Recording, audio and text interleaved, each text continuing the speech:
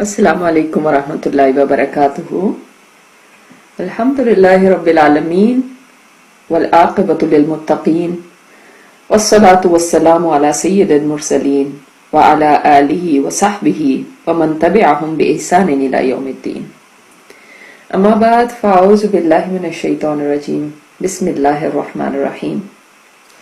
हज़रत अली ने फरमाया, जो मोतियों का तलबगार होता है उसको समंदर में गोता लगाना ही पड़ता है, और जो बुलंद दर्जे चाहता है उसको नींद की कुर्बानी देनी ही पड़ती है। यानी बुलंद दर्जे ऐसे ही नहीं मिल जाते, बुलंद दर्जों के लिए इंसान को कुर्बानियां देनी पड़ती हैं, इंसान को कुछ करके दिखाना पड़ता है।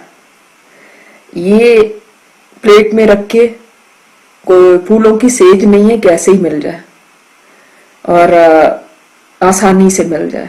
और यही हमारा जो हम सीरीज आजकल कर रहे हैं उसका भी थीम यही है कि जन्नत का रास्ता मुश्किल है, इसमें परेशानियां भी हैं, इसमें कुर्बानियां भी हैं, इसमें नफ्स को कंट्रोल करना भी है, इसमें दुख झेल के सब्र करना भी है, इसमें अल्लाह के रास्ते के ऊपर साबित कदमी साथ चलना भी है, चाहे इस रास्ते में कितनी ही परेशानियां और मुश्किलात क्यों ना आए, चाहे इंसान तन्हाई क्यों ना रह जाए। आप देखते हैं जो असहाबे कहफ ने रास्ता अपनाया वो रास्ता आसान नहीं था, मगर वो ही जन्नत का रास्ता था। भले वो सबसे कट गए, अलग हो गए, भले वो तन्हा रह गए। तो आज हम अपना ये सेशन अपनी सीरीज से स्टार्ट करेंगे। थोड़ा सा आज पैटर्न डिफरेंट करते हैं और देखते हैं कि आज हमारी इस सीरीज में हमें क्या मैसेज मिल रहा है। इस रास्ते के हर घर की कहानी फर्क थी, मगर नतीजा एक ही था, और वो था सबर, शुक्र, फरमाबरदारी, कुर्बानी, आखिरत की जिंदगी को दुनिया की जिंदगी पे तरजीह देना। एक घर में गुप अंधेरा था, मगर किसी की सिसकियों की आवाज बहुत देर से आ रही थी। मैंने झांकने की कोशिश की मगर कुछ नजर नहीं आया। ऐसे लगता था कोई खातून है जो मुसलसल रोए जा रही है। वो अपनी आवाज को दबाने की कोशिश कर रही थी, मगर उसकी हर कोशिश नाकाम थी। फिर किसी ने बत्ती जलाई। एक उधेड़ उम्र औरत सर हाथों में डाले हुए जैसे दुआ कर रही हो और रोती जा रही थी। उसके साथ उसके शौहर की लगता है आंख खुल गई इसकी आवाज से। अजरा, क्यों रो रही हो? तुम्हारे रोने से क्या होगा सिवाय इसके कि तुम्हारी अपनी सेहत खराब हो जाएगी। मगर औरत पर जैसे कोई असर नहीं हो रहा था, वो रोए जा रही थी। वो फिर बोला, क्यों रो रही हो, क्या हो गया तुम्हें? उसने सख्ती से कहा। वो अपना चेहरा अपने हाथों से उठा के बोली, क्यों ना रो, मेरी जैसी मां रोएगी नहीं तो और क्या करेगी। किसी बच्चे की तरफ से मुझे सुकून नहीं है। अब के वो बिस्तर से उठकर बैठ गया। क्या आज कुछ और हो गया? अजरा अपने आंसू पोंछते हुए बोली, क्या नया होना था। मैंने आज अली से बहुत प्यार से कहा, बेटा मत किसी की बातों को सुनो, एक दिन क़यामत आनी है, हमें अल्लाह ताला के हजूर खड़े होना है। मगर उसको तो जैसे कोई असर ही नहीं हो रहा था। आगे से बहस किए जा रहा था कि ऐसा कुछ नहीं है, आप लोग ही गुमराह हैं और मैं नहीं मानता, ये सब पुरानी बातें हो चुकी हैं, आप लोग भी छोड़ दें इन बातों को, 1400 साल पहले की बातें हैं। फिर वो एक लंबी सांस खींच के बोली, मैंने इसको बहुत समझाया मगर वो कुछ सुनने को तैयार नहीं था। مجھے اس عورت پر بڑا ترس آیا، اس کے دل پر کیا گزر رہی ہوگی۔ مجھے سورۃ الاحقاف کے اس شخص کا واقعہ یاد آ گیا جو اسی طرح اپنے والدین سے بحث کرتا تھا، اور ماں باپ کیسے بے چین ہو کے اس کو سمجھاتے تھے، مگر وہ سمجھنے کا نام لے ہی لیتا تھا اور کہتا تھا اف ہو تمہارے اوپر۔ عورت کے شوہر نے تسلی دیتے ہوئے اس کا بازو تھام کے کہا، عذرا تم نے دیکھا نہیں میں نے کتنا سمجھایا تھا پچھلے ہفتے، مگر اس کی آنکھوں پر تو پٹی بندھی ہوئی ہے، پتہ نہیں نیٹ پہ کن لوگوں کے چنگل میں پھنس گیا ہے کہ ہر بات کا انکار کر دیا۔ مجھے کہتا ہے آپ لوگ یہ سب چھوڑ دیں اور میرے پیچھے آ جائیں اور آزاد ہو جائیں۔ عذرا پھر رونے لگی۔ بس بیگم دعا کے سوا ہم کیا کر سکتے ہیں؟ اب وہ 40 سال کا ہونے والا ہے، اس کا ذہن پختہ ہو چکا ہے، میں اور تم اب بے بس ہیں۔ وہ بولی، مگر میرا رب تو بے بس نہیں، وہ تو سب کر سکتا ہے، میں اس سے مانگتی ہوں۔ آپ بتائیے میں نے کیا کمی کی؟ میں نے اس کو مسجد لے جا کر قرآن سکھلایا، اس کو جمعے کے لیے لے کر جاتی تھی، قاری صاحب لگوا کے دیے ہوئے تھے، ہمیشہ یہی کوشش کی کہ گھر کا ماحول ان بچوں کے لیے اچھا رہے، مگر یہ کیا ہو گیا؟ کیسے ہو گیا؟ کیسے شیطان نے میرے بچے اچک لیے؟ میری ہی تربیت میں کوئی کمی رہ گئی، میں ہی فیل ہو گئی۔ عورت کے شوہر نے سر جھکا دیا۔ میں دیکھ رہی تھی وہ کتنے مجبور تھے، خود بوڑھے ہو رہے تھے اور ان کے تو وہ دن تھے کہ ان کے بچے ان کا خیال کرتے اور یہ بچوں کی ذمہ داریوں سے فارغ ہو جاتے، مگر یہ تو ابھی تک انہی کے غموں میں گھلے چلے جا رہے ہیں۔ عورت پھر بولی، آصف مجھ سے یہ برداشت نہیں ہوا قیامت کے دن کہ میرا بچہ کافروں میں کھڑا ہو۔ ہائے میں کیا کروں، میں کیا کروں، میں نے کہاں غلطی کی اس کی تربیت میں؟ کاش ہم اس کو اس ملک میں ہی نہ لے کر آتے، ہم کیوں یہاں آ کے بس گئے؟ شوہر کہنے لگا، اس سے کوئی بھی فرق نہیں پڑتا، آج کل پوری دنیا ایک گلوبل ولیج بن گئی ہے، ہر جگہ نیٹ موجود ہے، تم کہاں کہاں سے بچاتی؟ یہ تو جس کو اللہ ہی بچا لے وہ بچ سکتا ہے۔ اس بار میں نے اس مجبور باپ کی آنکھوں میں آنسو تیرتے ہوئے دیکھے۔ وہ بولی، جانتے ہیں میں ان بچوں کے لیے کتنی دعائیں کرتی ہوں، علی کے لیے، قاسم کے لیے، چاہے قاسم کی شکل دیکھے ہوئے مجھے اب 2 مہینے ہو چکے ہیں، مگر میں ایک دن بھی اس کو نہیں بھولی۔ مجھے اس کا انتظار رہتا ہے کہ شاید ابھی گھنٹی بجے اور وہ آ جائے۔ مجھے لگتا ہے کہ ہماری بڑی بہو کو ہمارے بڑھاپے پر کوئی ترس نہیں آتا، جب تک وہ اجازت نہ دے۔ قاسم کی جرت نہیں کہ وہ ہمارے گھر کی دہلیز پر قدم رکھے۔ میں اپنے ہی بیٹے کو جو چند میل دور رہتا ہے دیکھنے کو ترس جاتی ہوں، مگر شکیلہ کو رحم نہیں آتا، حالانکہ وہ خود بھی تو ماں ہے۔ اگر کل کو اس کا بچہ اپنی بیوی کے کہنے پر اس کو چھوڑ دے گا تو کیا کرے گی؟ اس پر کیا گزرے گی؟ آصف نے اپنا سر پیچھے تکیے پر ٹکا دیا اور بولا، عذرا یہ دنیا مکافات عمل ہے، آج وہ ہمیں ترسا رہی ہے ہمارے بیٹے کے لیے، کل کو اس کا بیٹا بھی یہی کرے گا اس کے ساتھ۔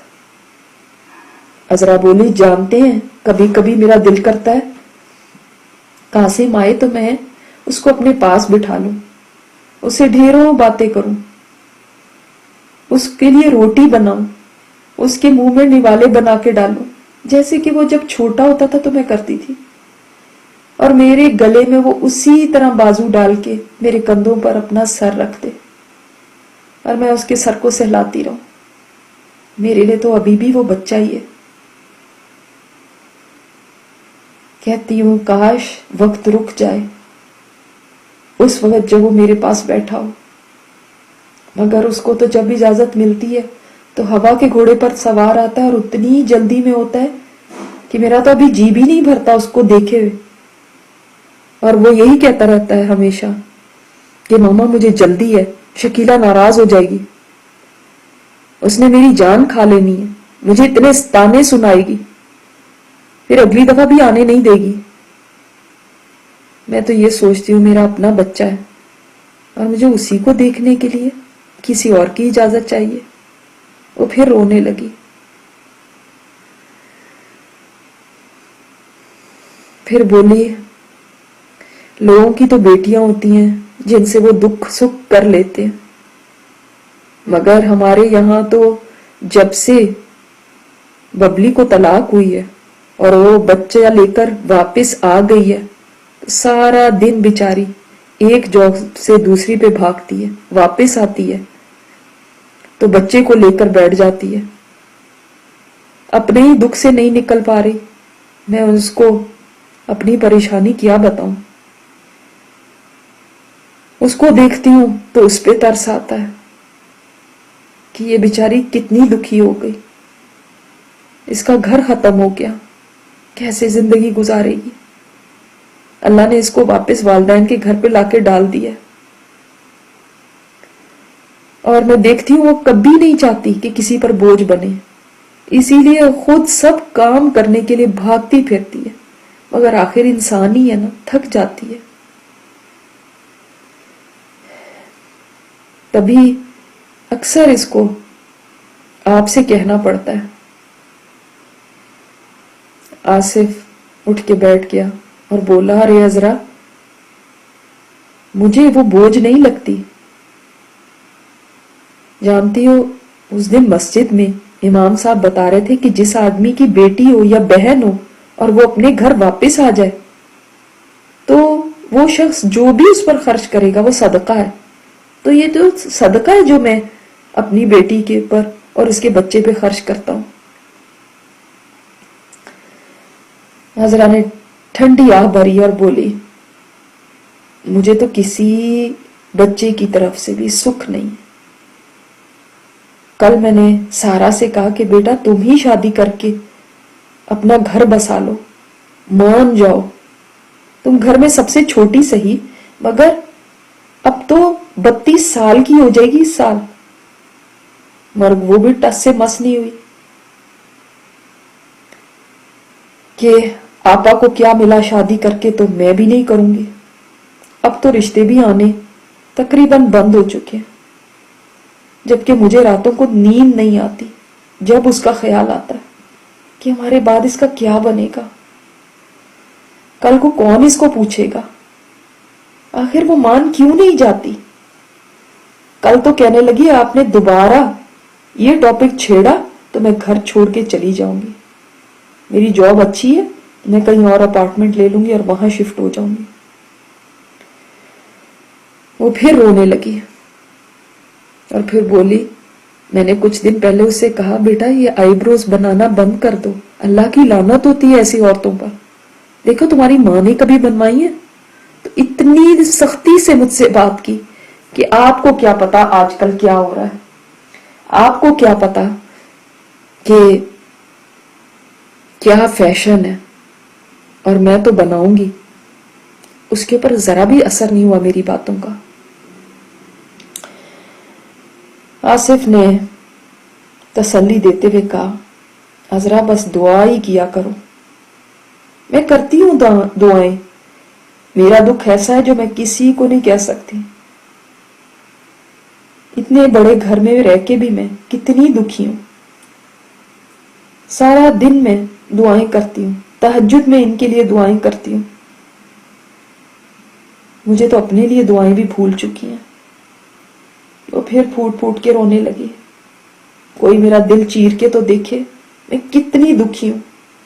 اٹھتے بیٹھتے اللہ اللہ کرتی ہوں, اس سے فریادیں کرتی ہوں, وہی میرا سہارا ہے, مجھے اسی سے امید ہے, میں اس سے مایوس نہیں ہوں. اور پھر میں کسی کے در پہ سوال نہیں رکھتی سوائے اس کے. عذرا کی ان باتوں نے مجھے بھی دکھی کر دیا, میری آنکھوں میں آنسو آ گئے. یہ والدین بعض دفعہ اپنی اولاد کے ہاتھوں کتنے مجبور ہو جاتے ہیں. اولاد کی آزمائش بھی بہت سخت آزمائش ہے, مگر پھر وہی بات کہ جنت کا راستہ کون سا آسان ہے. دکھوں نے اس عورت کو اس کی عمر سے بھی زیادہ بڑا کر دیا تھا, مگر ہو سکتا ہے اس کا یہی غم, یہی دکھ اس کو جنت تک پہنچا دے. یہی اس کی اللہ تعالی سے امید, یہی اس کی دعائیں, یہی اس کا اللہ پہ بھروسہ, یہی اس کی تڑپ اس کے درجے بلند کرتے. اس نے پھر ہاتھ آسمان کی طرف اٹھا لیا اور تڑپ تڑپ کے پکارنے لگی, یا اللہ میری تو کوئی بھی نہیں سنتا, تو سن لے. آنسوؤں کا ایک سیلاب تھا جو بہے جا رہا تھا, جیسے کہ یہ آنسو کبھی ختم نہیں ہوں گے. ایک وقت آتا ہے کہ والدین اپنی اولاد کے ہاتھوں ہی دکھی ہو جاتے ہیں. وہی اولاد جو انہوں نے دعائیں مانگ مانگ کے لی ہوتی ہے, وہی اولاد ان کے آنسو بن جاتی ہے.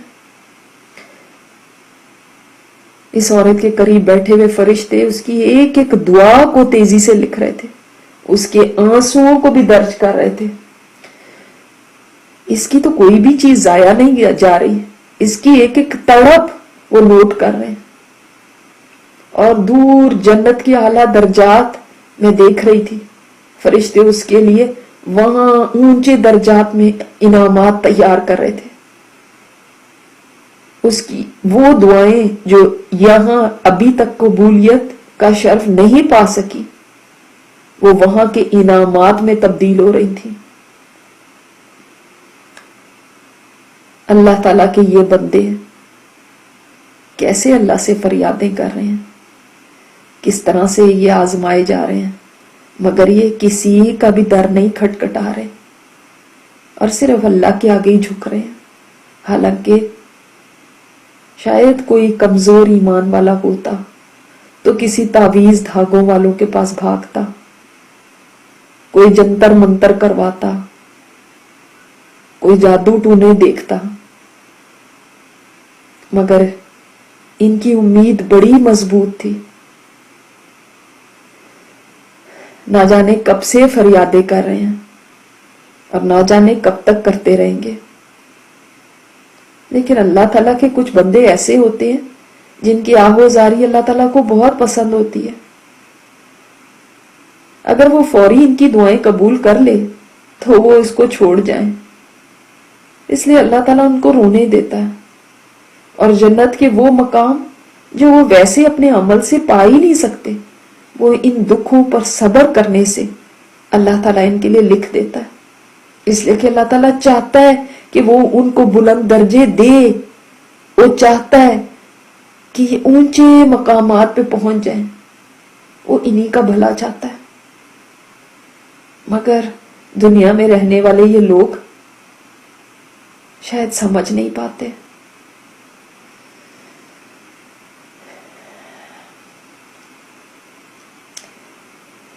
یہاں تک ہماری آج کا ایپیسوڈ ہوا. اگلی دفعہ ہم دیکھیں گے ایک اور سٹوری کہ کس طرح سے اس راستے کے مسافر کیسے جم کے چلنے والے ہوتے ہیں, کیسے وہ اپنی امیدیں اللہ ہی سے باندھتے ہیں, اور کیسے ان کا کوئی غم بھی جس پہ وہ صبر کر رہے تھے, کوئی غم بھی ضائع نہیں جاتا. ہر غم ان کا اللہ تعالیٰ کے ہاں کتنے بڑے درجے ان کو دلا رہا ہوتا ہے. سبحانک اللہم و بحمدک نشہد ان لا الہ الا انت نستغفرک و نتوب الیک. یہاں تک ہمارا یہ سیگمنٹ مکمل ہوا. انشاءاللہ تعالی ہم چلتے ہیں اپنے نیکسٹ سیگمنٹ کی طرف، جو انشاءاللہ آج ہم قیام کریں گے۔ قیام میں آج میں آپ کو تھوڑا سا اس میں گائیڈ کر دوں۔ ایک تو یہ کہ آپ چاہیں تو آپ وہی جہاں سے آپ اپنا قرآن پڑھتے ہیں آپ وہیں سے آگے کنٹینیو کریے گا، اور جیسے میں نے آپ کو اس دن بتایا بھی تھا کہ آپ صلی اللہ علیہ وسلم نے فرمایا کہ جب بندہ جو ہے وہ نماز میں کھڑا ہوتا ہے تو اس کے گناہ لائے جاتے ہیں اور اس کے کندھوں اور سر پہ رکھ دیے جاتے ہیں، پھر جب وہ رکوع کرتا ہے اور سجدے کرتا ہے تو اس کے گناہ گر جاتے ہیں۔ تو آپ کوشش کیجئے کہ آپ رکوع اور سجدے لمبے کریں، اور کوشش کریں کہ بہت آرام سے نماز پڑھیں، بہت خشوع سے نماز پڑھیں۔ دیکھیں ہمیں کوئی جلدی نہیں ہے، ہمیں کہیں جانا نہیں ہے، کچھ اور کرنا نہیں ہے، لہٰذا نماز یہ والا جو ہمارا سیگمنٹ ہوگا نا، اس میں ہم ایسے پڑھیں گے کہ کوشش کریں وہ صورتیں نکالنے کی جو مکی صورتیں ہیں جن میں آخرت کا ذکر ہے، جو آپ کو سمجھ میں بھی آتی ہوں، کیونکہ اس سے دل پہ اثر ہی الگ ہوتا ہے۔ جب آپ آخرت کے ذکر پڑھتے ہیں، جب آپ ایسی چیز کو دل لگا کے پڑھتے ہیں نا، آپ کو سمجھ آ رہی ہو، تو پھر خود بخود انسان کے آنسو جاری ہوتے ہیں، پھر خود بخود انسان کے دل پہ اثر ہوتا ہے۔ اور دیکھیں آپ یہ فضیل بن عیاض کے بارے میں آپ نے سنا ہوگا نا، کتنے بڑے ڈاکو تھے، تو کس چیز نے ان کو چینج کیا؟ قرآن نے ہی تو چینج کیا تھا۔ اپنے زمانے میں اتنی ان کی دہشت تھی کہ لوگ تھر تھر کانپتے تھے ان کے نام سے ہی۔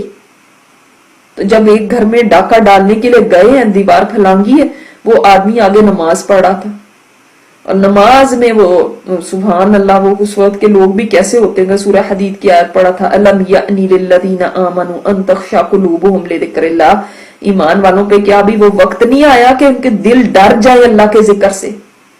ابھی تک نہیں ان کے اوپر ٹائم آیا، اسی وقت کہتے ہیں بے اختیار میرے پروردگار، وہ وقت آ گیا، وہ وقت آ گیا، وہ وقت آ گیا، وہیں سے پلٹ گئے۔ اور ایسی توبہ کی کہ آج لوگوں کو یہ نہیں پتا کہ وہ ڈاکو تھے، آج لوگوں کو یہ پتا کہ اتنے بڑے فقیر تھے۔ ایک آیت نے ان کو ہلا مارا تھا، کیونکہ سمجھ آ رہی تھی نا کہ اللہ تعالیٰ کیا فرما رہا ہے۔ تو آپ وہ جیسے مثال کے طور پہ میں ویسے اگزامپل دیتی ہوں، ویسے آپ کی مرضی جہاں سے بھی آپ پڑھیں۔ مثلا آپ دیکھیں سورہ تکویر دیکھیں، اتنا زیادہ بڑا جہنم کا جس طرح سے اس کے اندر بات ہے، قیامت کی جس طرح سے بات ہے، کیسے جہنم کو لایا جائے گا، کیسے جنت کو لایا جائے گا، انسان اس وقت کیا کہے گا، اس کو اپنا اگلا پچھلا یاد آئے گا۔ سورہ فجر میں کیسے ہے، یا لیتنی قدمت لحیاتی، ہائے کاش میں اس زندگی کے لیے کچھ آگے بھیج چکا ہوتا، کاش میں نے کچھ کیا ہوتا اپنے لیے۔ تو یہ امپیکٹ فل آیات ہے، یہ بہت ایسی آیت ہے جو بہت سٹرونگ ہے۔ اب دیکھیں جیسے رات کو آپ صلی اللہ علیہ وسلم سورہ ملک پڑھتے تھے، سورہ ملک بھی بہت سٹرونگ ہے۔ کیسے جہنمی کہیں گے کاش ہم سن لیتے، کاش ہمیں سمجھ ہوتی تو ہم آج یہاں پہ نہ ہوتے۔ اس طرح سورہ سجدہ ہے، وَلَوْ تَرَىٰ إِذِ الْمُجْرِمُونَ نَاكِسُو رُءُوسِهِمْ عِندَ رَبِّهِمْ، جب اس دن دیکھیں گے نا مجرم لوگ، تو مگر دیکھو اس دن مجرم لوگوں کو تو کیسے ان کے حالات ہوں گے، وہ کیسے اللہ تعالیٰ کے آگے فریادیں کریں گے، ربنا ابصرنا وسمعنا، اللہ ہم نے دیکھ لیا، ہم نے سن لیا، ہمیں واپس بھیج دے، فرجعنا نعمل صالحا انا موقنون، ہمیں واپس بھیج دے، ہم نیک عمل کریں گے۔ اب اللہ they will be begging کہ اللہ ہمیں ایک دفعہ واپس بھیج دے پلیز، ہم نے دیکھ لیا، ہم نے سن لیا، ہمیں سمجھ آ گئی ہے۔ We can read this، آج ہم دیکھ سکتے اپنی آنکھوں سے پڑھ رہے ہیں، اس سین کو امیجن کریں۔ دیکھیں جب تک نا بندہ اپنے آپ کو وہاں پہ کھڑا نہیں کر کے سوچتا نا، تب تک وہ امپیکٹ آتا ہی نہیں۔ جب تک اب یہی کہ اسی لیے میں ذرا تھوڑا اتنی اس چیز کی فیور میں نہیں ہوتی کہ آپ لوگ مسجدوں میں جائیں اور وہاں پہ جی قیام کی نائٹ ہے اور ہلا گلا ہو رہا ہے اور گپ شپ ہو رہی ہے اور وہاں پہ کھانے پینے اور وہاں پہ سیلفیز لی جا رہی ہیں اور وہاں پہ جو شور اور ہنگامہ اور کیا ہے اور جی کیا ہو رہا ہے، یہ لیلۃ القدر کی تیاری ہے، یہ جو ہے نا قیام ہو رہا ہے یہاں پہ۔ یہ کیا قیام ہو رہا ہے؟ آپ صلی اللہ علیہ وسلم تو اعتکاف بیٹھ جاتے تھے۔ اعتکاف بیٹھنے میں انسان کی کیا ہے کہ وہ تنہا ہو جاتا ہے، اکیلا، شور شرابے سے، ہنگامے سے، ان ساری چیزوں سے الگ۔ خدا کے لیے کبھی تو الگ ہو کے بیٹھے ہیں، یا ہر وقت بس دل چاہتا ہے کہ کوئی ہنگامہ ہی ہوتا رہے، کوئی فن ہو، کوئی انٹرٹینمنٹ ہو۔ یعنی عبادت کو بھی ہم نے آج یہ بنا لی ہے کہ انٹرٹینمنٹ ہونی چاہیے، پھر اس میں کیا آخرت کی یاد آئے گی؟ کیا ہے کہ مجھے بتائیں، خود آپ سوچیں، کھانے پینے کی یہاں سے وہاں تک لائنیں لگی ہوئی ہیں، گپ شپ ہونے لگی ہوئی ہے، مزے ہو رہے ہیں، ایک دوسرے کے ساتھ ہنسی مذاق ہو رہا ہے، اس کے اندر کیا یاد آئے گی آخرت؟ وہ تو بالکل اگر آنی بھی ہوگی تو بھی ذہن سے نکل جائے گی۔ تو اس لیے میں کہتی ہوں کہ آپ لوگ اپنے گھروں میں عبادت کیجئے، اپنے گھروں کے اندر تنہا ہو کے بیٹھے، اپنے گھروں کے اندر ایسے ہوں کہ اس کو سمجھیں کہ یہ وہ ٹائم ہے جو میرا اور میرے رب کا ہے بس، اور اس میں اپنے اوپر طاری کریں اس چیز کو۔ جسٹ یہ جو ہے نا، ہم ایک یعنی 1 2 3 بس یہ جی ہم نے ذکر کرنا ہے، اس کے بعد ہم نے دعا کرنی ہے، اس کے بعد ہم نے اور بس جی ڈن ہو گیا۔ واٹ از دس؟ ہم کیا کر رہے ہیں یہاں پہ؟ پھر کوئی سودا تھوڑی ہے، یہ کر لے یہ کر لے یہ کر لے، چلو میرا جی آج کا کام پورا ہو گیا۔ نہیں، ہمارا دل کہاں ہے؟ اپنے دل کو حاضر کریں، اپنے دل کو لے کر آئیں۔ پلیز سوچیں اپنے وقت کو کہ میری روانگی کا وقت آ جائے، پتہ نہیں کس وقت آ جانا ہے، میں نے یہاں سے چلے جانا ہے اور پھر دوبارہ یہاں نہیں آنا، میں فار ایور کے لیے لیو کر جاؤں گی، فار ایور کے لیے، پھر میں کچھ بھی نہیں کر سکوں گی، بس میری بک کلوز ہو جانی ہے۔ یہ سوچ کے نہ کھڑے ہو جائے مسلح پہ، then you will feel کہ جو ہے آپ کے پر کیا گزرتی ہے۔ میں پھر اپنی ایک نیکی بھی اس کا اضافہ نہیں کر سکوں گی، ایک گناہ نہیں مٹا سکوں گی، میں جتنی مرضی منتیں کروں۔ اب وہ وہاں پہ کہہ رہے ہیں اللہ ہم نے دیکھ لیا، نکال کے دیکھے سورہ سجدہ کو، نکال کے دیکھے الف لام میم سجدہ 11ویں پارے کے اندر، نہیں 21ویں پارے میں، 21ویں پارے میں آپ نکال کے دیکھیں کہ وہ کیا کہہ رہے ہیں۔ اللہ ہم نے دیکھ لیا، ہم نے سن لیا، ہمیں واپس بھیج دیا۔ آپ دیکھیں وہ ساری، یہ جو 30واں پارہ آپ نکال کے دیکھیں، 30ویں پارے میں تو جگہ جگہ سورہ فجر دیکھ لیں آپ، سورہ فجر میں وہ کیا کہہ رہے ہیں، ایک بندے کی حسرت کیا ہے، یا لیتنی قدمت لحیاتی، ہائے کاش میں نے اپنی اس زندگی کے لیے آگے کچھ بھیجا ہوتا، کچھ میں نے آگے سامان کیا ہوتا۔ فَيَوْمَئِذٍ لَا يُعَذِّبُ عَذَابَهُ أَحَدٌ وَلَا يُوثِقُ وَثَاقَهُ أَحَدٌ۔ اس دن اللہ کے عذاب جیسا عذاب کسی کا نہیں ہونا، اس کی پکڑ جیسی پکڑ کسی کی نہیں ہونی۔ I mean جب آپ اس کو ایک انڈرسٹینڈنگ کے ساتھ اور دل کے ساتھ ان باتوں کو پڑھتے ہیں نا، کیسے ہو سکتا ہے، ہم پتھر تو ہے نہیں، انسان ہی ہے نا، تو کیسے ہو سکتا ہے کہ دل پہ اثر نہ ہو؟ لیکن اگر جسٹ یہ بس ہے نا، اسے ختم کرنا ہے، کتنے اس بارے ہو گئے، کیسے ہو گئے، تو پھر یہ ہوگا کہ کچھ بھی نہیں، ہم پورا قرآن پڑھتے جائیں گے۔ فضیل بن ایاز ڈاکو کو ایک آیت نے بدل دیا، اور ہمیں پورے قرآن نہیں بدلتے۔ سورہ انشقاق کا بھی کہ میں اپنے سامنے کھول رہی ہوں، کیا بات لکھی ہوئی، یا ایھا الانسان انک کادح الی ربک کدحا فملاقیہ، انسان تو کشم اپنے رب کی طرف چل رہا ہے، اس سے ملاقات ہونے والی ہے۔ کیا کہیں گے آپ؟ یہ ساری آپ پڑھ کے کیا سوچیں گے کہ ذہن میں آتا نہیں ہے کہ کتاب الفجار مطففین پہ آ جائیں، کتاب الفجار کہاں ہوگی؟ سجین میں۔ کتاب الابرار کہاں ہوگی؟ علیین میں۔ ان کا کیا حال ہو رہا ہوگا، دوسروں کا کیا حال ہو رہا ہوگا۔ سورہ تکویر کو اور سورہ انفطار میں آپ صلی اللہ علیہ وسلم کو بوڑھا کر دیا تھا، ہمیں کچھ فرق نہیں پڑا، کیونکہ ہمارا دل ہی نہیں ہے نا اس میں۔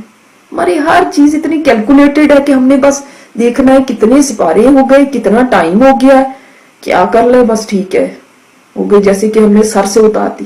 علمت نفس ما احضرت، انسان کو اس وقت پتا چلے گا کیا لے کر آیا، جب کھال کھینچ دی جائے آسمان کی، جب جہنم بھڑکا دی جائے گی، جب جنت قریب کر دی جائے گی،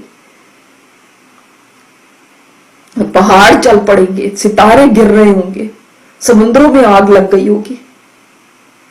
ایک چھوٹی بچی جو مظلوم بچی کو زندہ دفن کر دیا گیا تھا، اس سے پوچھا جائے گا جب صحیفے نشر کیے جائیں گے میں اس وقت کہاں ہوں گی؟ کھڑا کر لینا اپنے آپ کو یہاں. پھر دیکھیں کیسے رونا نہیں آئے گا، کیسے آپ کھڑے رہ سکتے ہیں، کیسے آپ اس کو سسٹین. لیکن پرابلم یہ ہے ہمیں سمجھ ہی نہیں آتی، ہمیں پتہ ہی نہیں ہے کیا کہہ رہا ہے قرآن. اسی لیے تو بس ایسے گزرتے جا رہے ہیں، ایسے لگتا ہے جیسے دیواروں کو سنایا جا رہا ہو. تو ہم اسی طرح دیواروں کی طرح ہی ہیں، ان کو کچھ سمجھ ہی نہیں آ رہا. پلیز ایٹ لیسٹ ان راتوں میں قرآن کو ایسے پڑھیں. اور آپ یہ نہیں کر سکتے کہ آپ جب قیام میں کھڑے ہو تو اس کا ترجمہ پڑھنا شروع ہو جائے، یہ نہیں کر سکتے. آپ کو یہ عربک ہی پڑھنی ہے. جو قرآن ہے وہ عربک ہی ہے، وہ ترجمہ نہیں ہے. اس کو ہی پڑھنا ہے اور اسی کو آپ نے سمجھنا ہے، اسی کو اپنے سامنے رکھنا ہے. پھر آپ دیکھ لیں یہ سورہ نبا میں نے کھولی ہے، ذالک الیوم الحق، یہ سچا دن ہے، یہ کوئی ایسی مذاق کی بات نہیں ہے. فمن شاء اتخذ الی ربہ مآبا انا انذرناکم عذابا قریبا، ہم تمہیں ڈرا رہے ہیں قریب آنے والے عذاب سے.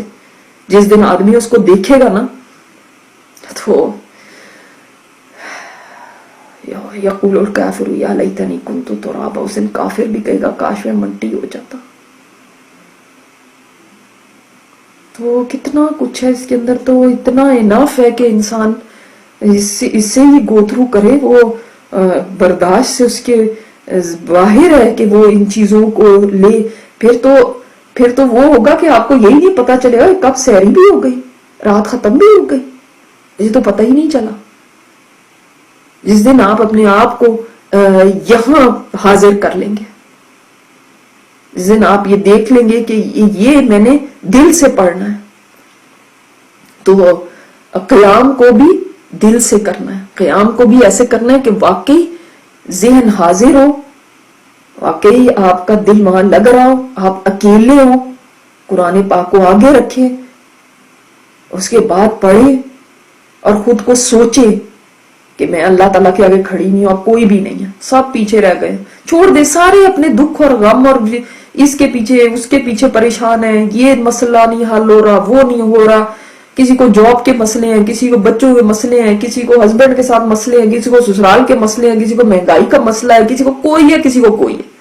ساری چیزیں چھوڑ دیں، صرف آپ ہے اور آپ کا رب ہے، اور آپ کھڑے میں جیسے کہ قیامت کے دن آپ کو اپنے سامنے کھڑا کرے گا اور کوئی ترجمان نہیں ہوگا، کوئی بیچ میں نہیں ہوگا.